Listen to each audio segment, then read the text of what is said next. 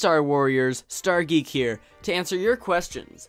Last week I asked you to ask as many questions as possible for me to answer in this video. Well, I'm here to respond and answer as many as possible. Due to time constraints, I've narrowed the questions down to the best and most interesting ones, so I apologize if your question isn't answered today, but it'll definitely end up in the next Q&A. Before I do that though, I want to address my experience at the Seattle Symphony concert of the movie music of John Williams.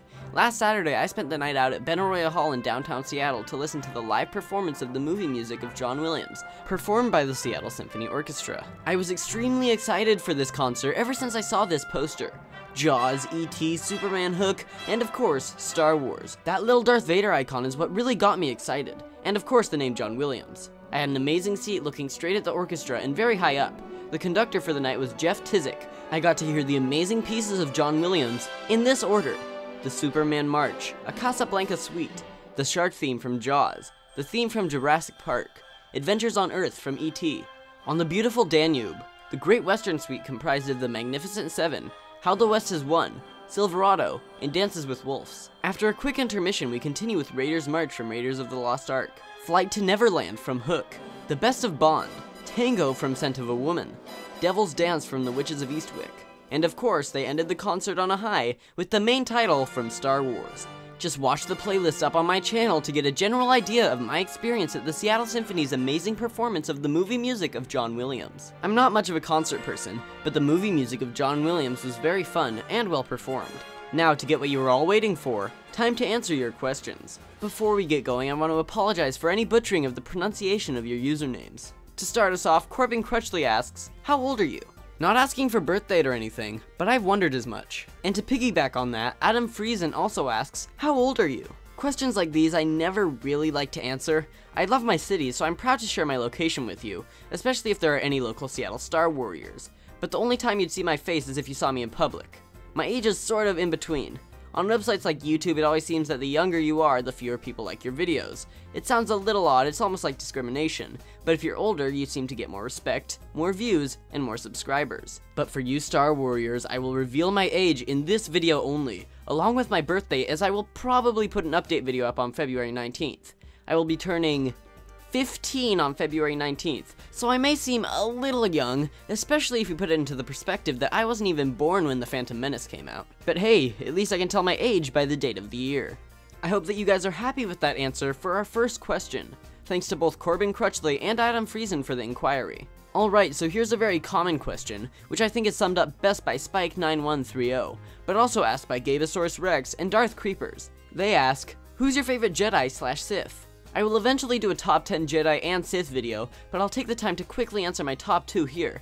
These two are going to sound a bit cliche, but it's only because they are such amazing characters. For my favorite Sith, I have to go with the half-man, half-mechanical master of the galaxy, Darth Vader. Incredibly powerful and mysterious, the main villain of the Star Wars saga is the best Sith ever created. And for my favorite Jedi, I have to choose the smallest Jedi Master in the world, Minch Yoda. So that's just a snippet of a hopefully upcoming video. Thanks to Darth Creepers, GabeosaurusRex, and Spike9130 for the question. War King asks, who is your favorite clone or stormtrooper? I've never really had that much of a preference. I know for sure that the headbanging stormtrooper is my favorite stormtrooper. Him, or TK421, the only named stormtrooper in the saga. The clones have always been a mystery to me. They didn't really seem like they should have their own personalities, as they're all just clones of Jango Fett, but Captain Rex always seems to be the popular one. Another clone that gets a lot of attention is Commander Cody. One that isn't as popular, but I would probably dub as my favorite, is Commander Gree. I like the camouflage look and the cool helmet. Somehow he seems different than the other clones personality-wise. He did get decapitated when he attempted to assassinate Yoda, so he doesn't get much screen time, but I think that just adds to his legacy. I also should address that in my last video on why Episode 1 is better than Episode 2, I said that all stormtroopers were clones. I have since been informed that only 1/3 of the troopers are clones. The other 2/3 are recruits who believe in the cause of the Empire. So thanks to War King for that question.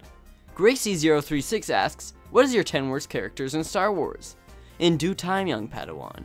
In due time. John Suttorp asks, if you could be any Star Wars ship, which one would you be? This is sort of an odd question. If you've seen my top 10 best Star Wars vehicles from the original trilogy video, you'd probably know that my best Star Wars ship is the Millennium Falcon. But if I actually had to be a ship, I've always thought a TIE fighter would be kind of cool to own, so I could see myself as a TIE fighter. I'd love to be an AT-AT or an AT-ST, but those are really more land vehicles. A speeder bike would be pretty sweet as well. But all in all, I think that I would love to be an Imperial shuttle. I've always loved the design, and I could see myself owning this ship in a heartbeat. So why not be it? Thanks for that question, John Suttorp.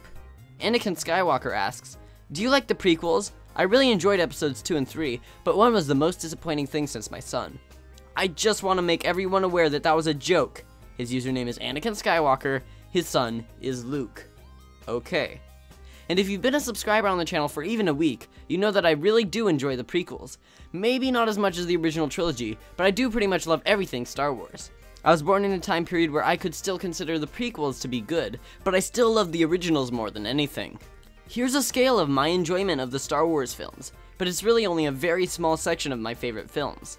The prequels are great, but comparing them to the original trilogy just isn't worth the time. Thanks for asking, Anakin Skywalker. Here's another question from Darth Creepers, where he asks, will you go to a Comic-Con? I've never been to a Comic-Con, and I've always thought that they were an odd idea.